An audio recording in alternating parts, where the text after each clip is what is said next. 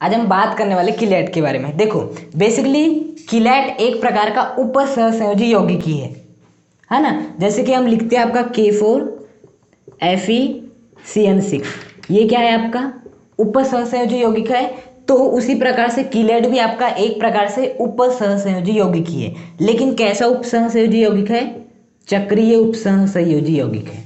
कैसा उपसहसंयोजी यौगिक है? चक्रीय, मतलब जिसकी संरचना को यदि हम देखेंगे तो वो कैसी दिखेगी, हमें चक्रीय देखने मिलने वाली है। यदि मैं इसकी संरचना की बात करूं तो चक्रीय नहीं मिलने वाली। इसकी संरचना क्या होगी? Fe, एक CN यहाँ से आएगा, एक CN आपका, एक CN यहाँ से आएगा, एक CN यहाँ से आएगा, एक CN यहाँ से आएगा, एक CN यहाँ से आएगा, एक आएगा ऊपर से, एक आएगा नीचे से आएगा। और इस प्रकार से आपका क्या बन जाएगा? उपसहसंयोजी संरचना बन जाएगी। अब ये एक आपका चक्रीय रूप नहीं है, सामान्य रूप है। लेकिन बेसिकली जो किलेट होगा ना, उसमें जब आप संरचना बनाओगे तो आपको चक्रीय रूप मिलेगा, है ना। जैसे कि यदि मैं बात करूँ एक एग्जाम्पल की, आपका हम ले लेते हैं FeEN3, कौन सा आपका 2+, FeN3 2+, इसका एग्जाम्पल ले लेते हैं। अब ये कैसा यौगिक है? आपका उपसहसंयोजी यौगिक है। लेकिन एक ऐसा उपसहसंयोजी यौगिक है जिसकी यदि हम संरचना को देखेंगे तो कैसी मिलने वाली है? हमें चक्रीय मिलने वाली है। देखो जैसे बनाते हैं, देखो EN का मतलब क्या होता है? Ethylene diamine. क्या होता है? Ethylene diamine. इसका फॉर्मूला कितना होता है? NH2 CH2 CH2 NH2 होता है EN का फॉर्मूला बेसिकली। तो यहाँ पर हमें Fe के साथ कितने EN को लेना है? 3 EN को लेना है। तो बेसिकली 3 EN को हम इस प्रकार से दिखा सकते हैं आपका Fe, हाँ ये देखो एक EN कितने एकाकी इलेक्ट्रॉन युग्म देता है? 2। एक यहाँ से देता है और एक यहाँ से देता है, 2 एकाकी इलेक्ट्रॉन युग्म देता है बेसिकली। तो यहाँ पे EN कितने? 3 है। तो कितने एकाकी इलेक्ट्रॉन युग्म देगा? 6 एकाकी इलेक्ट्रॉन युग्म देगा। तो 6 एकाकी इलेक्ट्रॉन युग्म इस प्रकार से वो दे सकता है। एक देगा यहाँ से, दूसरा यहाँ से, तीसरा, चौथा एक देगा ऊपर से, एक देगा नीचे से। और ये इस प्रकार की संरचना क्या बन जाएगी? आपकी अष्टफल की संरचना बन जाएगी। हाँ, इस प्रकार से देगा। अब ये जो आपका EN है वो तो 3 ही है, लेकिन हमने उसे कितने एकाकी इलेक्ट्रॉन युग्म देते? 6। तो हमने 6 साइड से क्या दे दिए? एकाकी इलेक्ट्रॉन युग्म दे दिए। अब वो देगा कैसे? देखना, यहाँ से आएगा एक NH2 CH2 CH2 और यहाँ पर आ जाएगा आपका NH2। फिर यहाँ पे क्या आएगा आपका? NH2 CH2 CH2 और यहाँ पे आ जाएगा आपका NH2। हाँ, फिर यहाँ पे आ जाएगा आपका NH2 CH2 CH2 और यहाँ पर भी आ जाएगा आपका फिर NH2 आ जाएगा। तो देखो एक प्रकार से चक्रीय रिंग बन गई, आपकी चक्रीय संरचना बन गई। तो इस प्रकार के यौगिक को क्या कहा जाता है? किलेट कहा जाता है। किलेट एक प्रकार से उपसहसंयोजी यौगिकी है, लेकिन उसकी जब हम संरचना देखने जाते हैं तो कैसी मिलती है? हमें चक्रीय संरचना मिलती है। इसलिए ऐसे यौगिक को क्या कहते हैं? किलेट कहते हैं। मतलब जब आपका केंद्रीय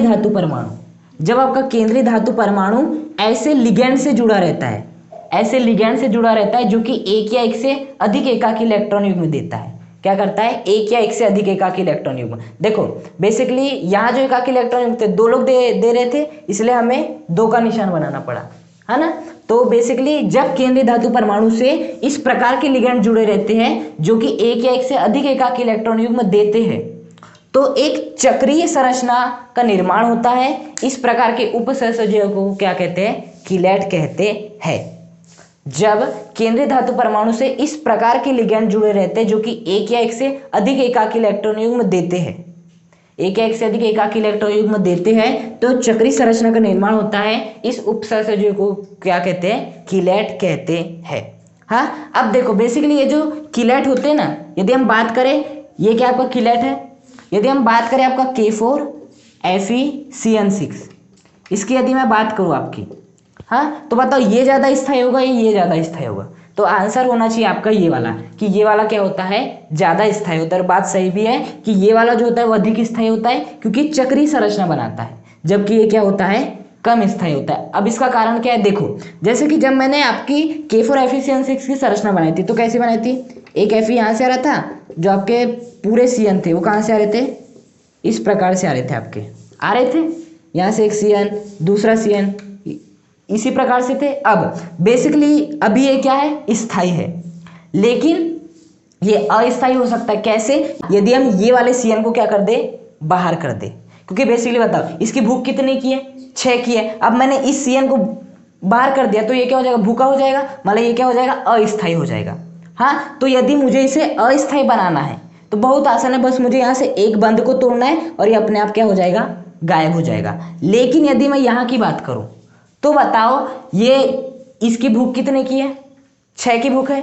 अब 6 की भूख है, मुझे इसे क्या करना है, अस्थाई करना है। तो यहाँ पर मुझे कितने बंध काटने पड़ेंगे इसके, यदि इस लिगैंड को हटाने तो 2 बंध, क्योंकि देखो ना ये वाला एक लिगैंड ने कितने बंध को बनाया है, 2 बंध को बनाया है। तो यदि मुझे यहाँ पर इसे अस्थाई बनाना है तो यहाँ पर मुझे ज़्यादा पावर देनी पड़ेगी, क्योंकि मुझे यहाँ पर 2 बंध तोड़ना पड़ेगा एक साथ, जबकि यहाँ पर हमें एक ही बंध को तोड़ना है। इसलिए ऐसा बोलते हैं कि जो कीलेट वाला जो यौगिक होता है वो कैसा होता है, अधिक स्थायी होता है, जबकि ये जो होता है कम स्थायी होता है।